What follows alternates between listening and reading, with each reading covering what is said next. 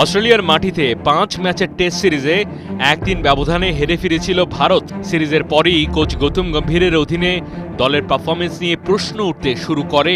বিশেষ করে সাঁঝঘরে তার আচরণ নিয়ে অনেক গুজব ছড়াতে থাকে। গম্ভীরের ভাষ্য, ওরা একসঙ্গে অনেকদিন ধরে খেলছে।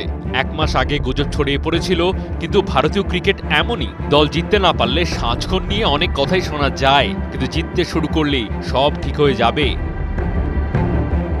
অস্ট্রেলিয়ার বিপক্ষে চতুর্থ টেস্টের পর ভারতের ড্রেসিং রুমে অশান্তির খবর প্রকাশ্যে আসে। জানা যায়, কোচ গম্ভীর ক্রিকেটারদের সমালোচনা করেছিলেন, আর ক্রিকেটাররা রোহিত শর্মার নেতৃত্ব নিয়েও অসন্তুষ্ট ছিলেন। এই পরিস্থিতি সম্পর্কে এক বিস্ফোরক তথ্য মিডিয়ায় ফাঁস করেছিলেন সরফরাজ খান। জানা গিয়েছিল, সরফরাজ ওই সমস্ত গোপন কথাগুলো সংবাদ মাধ্যমে প্রকাশ করেছিলেন, যা গম্ভীর পরে বোর্ডের রিভিউ বৈঠকে উল্লেখ করেছিলেন। এই বৈঠকে প্রধান নির্বাচক অজিত আগারকার এবং অধিনায়ক রোহিত শর্মা উপস্থিত ছিলেন।